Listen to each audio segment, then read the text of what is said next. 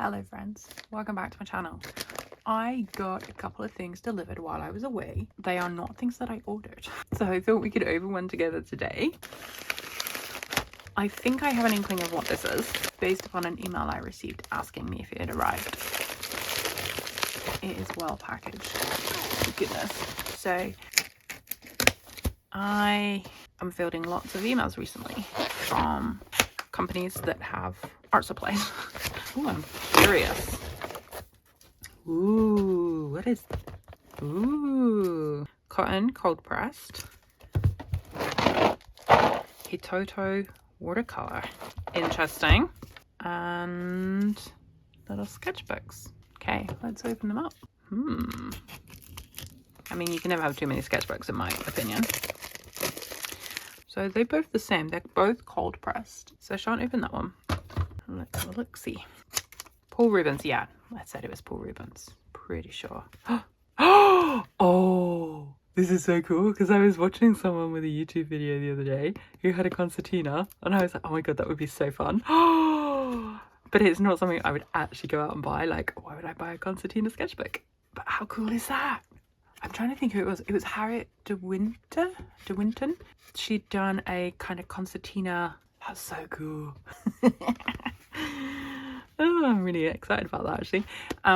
She had done a concertina sketchbook of a trip to, I think it was Yellowstone National Park in the US, and it was beautiful. And yeah, so that's exciting. Okay, I'm gonna open this. These are all gonna fall out. So these are the Hitoto.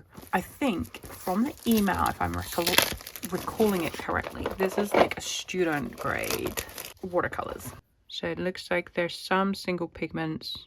I guess the student grading level will be about the amount of other stuff added to it.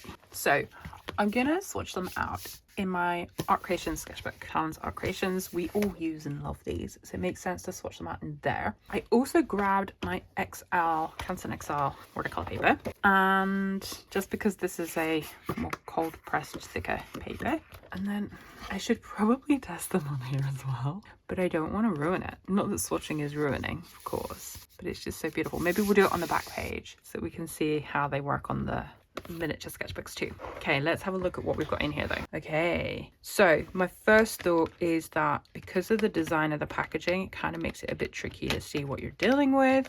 I mean, you can tell that the color that isn't red is supposedly the color inside the tube, but I do think that's a little bit confusing for the eyes. So let's get swatching. Hopefully this video won't be too long. So let's do yellow first, lemon yellow.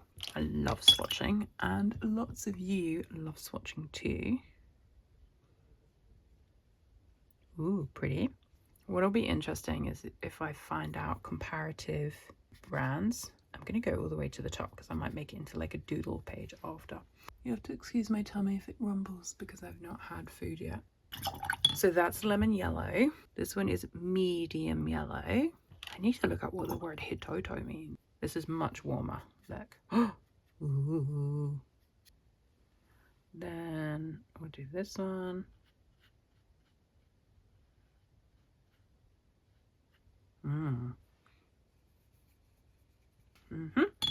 And this one is pale rose blush. This is so pretty. It looks a bit like a Naples yellow red. You know the one that the gouache I've got. This one, Naples yellow red from Talens. That's what it immediately reminded me of. Yeah, it looks just like it. Ooh.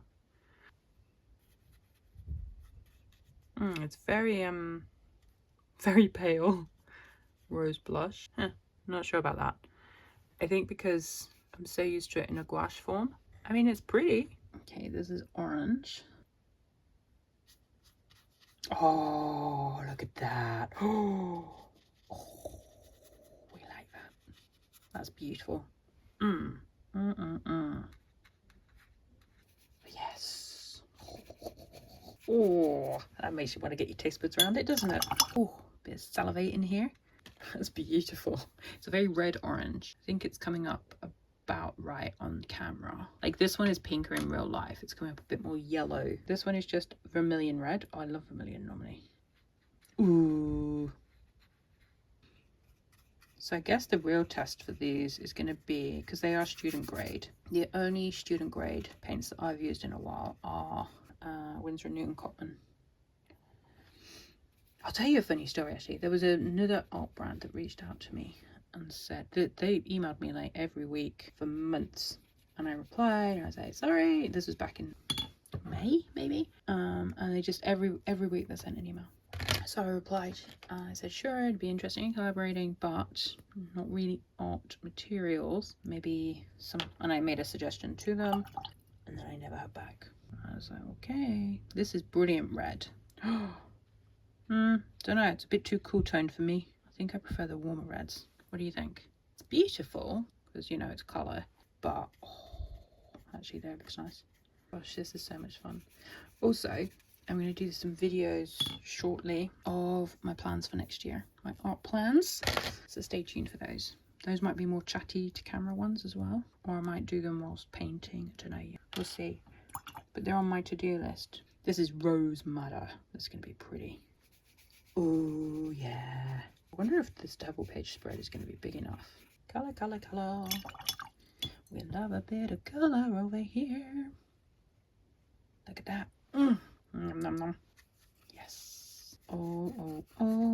This one's got a lot of binder on the top. So I'll whack it on here. Which one is this? Crimson.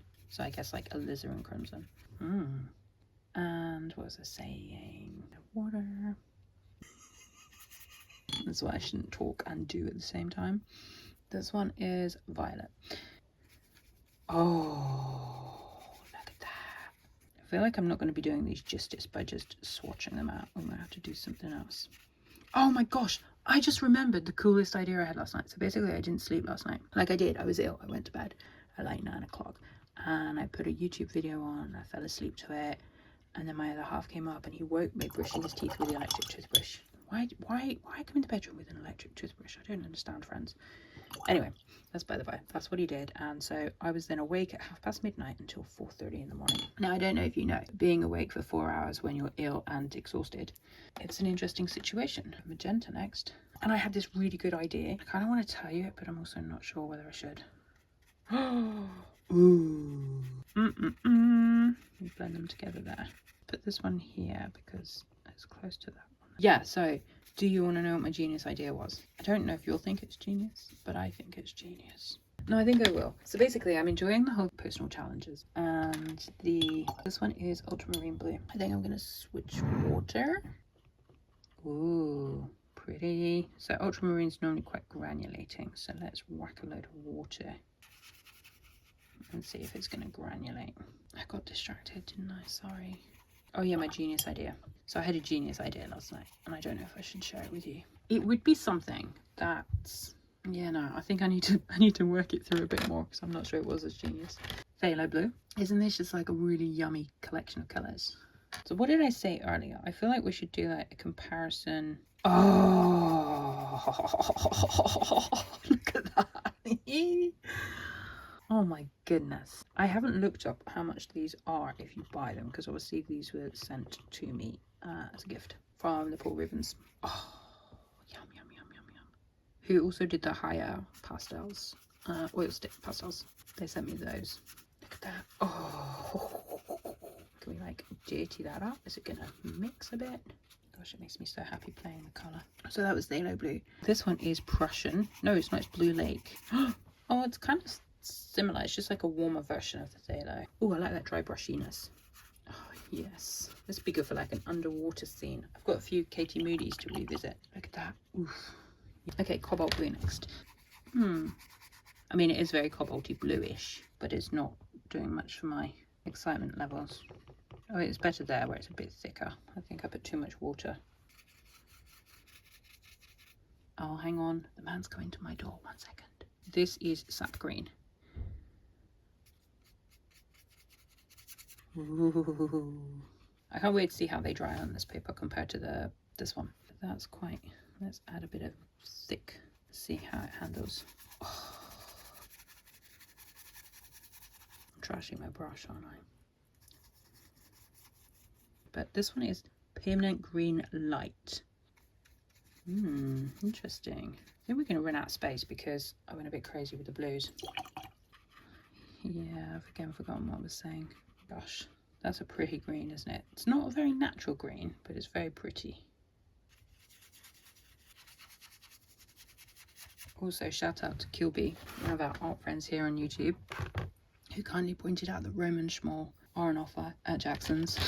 Enabler, Viridian Green. I like a Viridian. Since I started doing the Giandobi Making Colours thing, I have respect for Viridian. Before that, I thought it was just a bit of a meager colour, because it's a bit like, whoa, when do you ever see that in reality? But it is a great colour for mixing.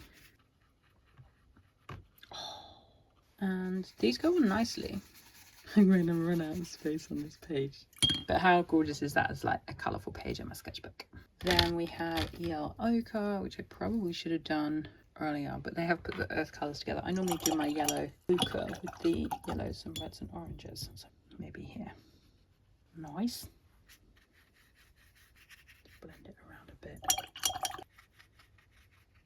So that was the ultramarine, and it did granulate before I went over it. I quite like the effect of the two ochre over the top. Running out of space. There's also black. My brain's not really working today, friends, sorry. And I don't know if it's the fitting diff or if it's, the abundance of colour. I'm not my normal focused self. So this is a burnt sienna, so we'll do that here. Pretty.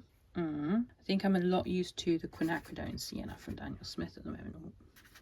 Ooh, that is pretty though. Look at that. Yum. Here, mix it and see what happens. Do like a bit of mixing. And burnt umber. So you have got like warms and cools of each. You've got your ochre colours. Did I tell you this one is burnt umber? I think I did. Oh, love a burnt ochre, don't we? Mix it there a little bit. Pretty. There. And here. Raw umber. I haven't done the white, but my thinking was we could do the white like over the top to see how well it covers. Because I don't ever use white. What was this raw umber? Yeah, so it's a bit warmer. Mix it with that bit of ochre-y. Actually, that was burnt sienna, wasn't it? Oh, one colour. One here. And Payne's Grey. Ooh, oh yes. Gotta love a bit of Payne's Grey. Let's mix that and see what happens there. Payne's Grey is such a good colour. Can't remember what I was going to tell you. Just put it there. I'm suddenly really hungry. It's because I haven't eaten for like 24 hours actually. It's now 1:10. And I had lunch yesterday at about 12:30. And I've not eaten since because I didn't feel like it. But suddenly I've got an appetite. This is Ivory Black.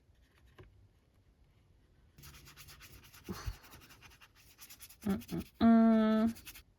should we put it on here? There. So that is 23. We have the white as well. I've got a pot of water here. So this is Chinese white. Ooh, what should we do? I like this. I don't want to mess that. Let's see if it will mix in and pastelize. Oh, that's pretty. Pretty pale green I've created. Maybe this red area. Ooh, pretty. Should we put like a line through here?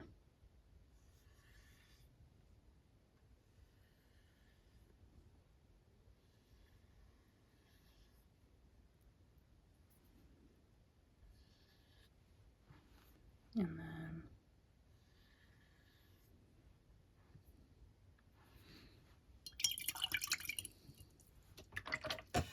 the bottom line is going to be a mess because they're all wet, but okay. So I'm going to let these dry and then we'll come back and have a look at stuff. Oh my goodness, how delicious is all this colour. Okay, this is the Talens Art Creations. So even though I was scribbing, it hasn't gone through. That's still a bit bubbly and damp because I did put extra layers. Is that the black over the top, I think, or the Payne's Grey over the top? Payne's Grey black, yeah. Oh, that colour. Then this is how the Canson XL turned out. Let me just rip that off so we can have a proper look at it. So we've got granulation in the black, ultramarine. This was the umber, the raw umber, dark umber, mixed in a little bit. I love the, can you see this slight coloration here? Beautiful colors. The orange is really opaque. I would say, I mean, maybe I just put it down really heavily. Oh, it's not so here. But basically, very pretty. I would be using these without any concern of the cost. So what we could do is peel off all of this to reveal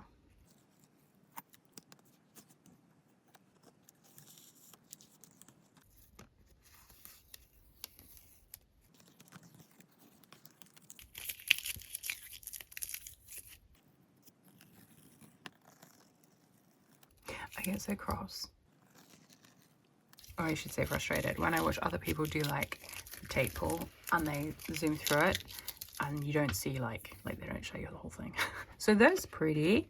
See, that's not the worst way to end. If that's the sketchbook, and that's like the end of it. So what I thought we'd do, attempt to scrub and see.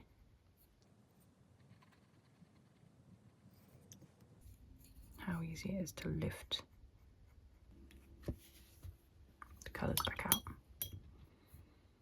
Which one's really staining? Alizarin Crimson. This was like the alizarin, wasn't it? And Thaler's really staining as well. Yeah, so the colours lift out easy enough. This is really pretty. This is the Payne's Grey. Can you see how it's really separated, granulated? Really beautiful. Possibly helped by me dragging the white across it, like the centre. Maybe that's dispersed a bit within that. And this was the dark umber. And the green Viridian bled into it slightly. Can you see that on the... That's just really pretty as well. That's come up really lovely. This was the burnt sienna, wasn't it? So they do come off the page really easily for lifting colour out. So those are sweet. I wonder if it's the same, obviously on a Talens sketchbook. But on here, Talens is thinner. So I just want to see how that's going to affect. Oh yeah, see, they come straight up. So it could be fun for like experimenting. You wanted to lift colour in different areas. It is tearing the paper up though, roughing it up, as you'd expect, because the paper stock is much thinner. Okay friends, that's it. Yeah, so Paul Rubens sketchbooks, Toto, which are my Lang, which is part of the Paul Rubens family, I believe. I'll link out to this. If you've got any questions, let me know in the comments below. Thanks so much for watching. I hope you enjoyed that. I'll see you again either in a couple of days or next Friday with a new video. I hope you enjoyed that. Thank you so much for watching. I will see you again very soon in a new video. Take care. Bye.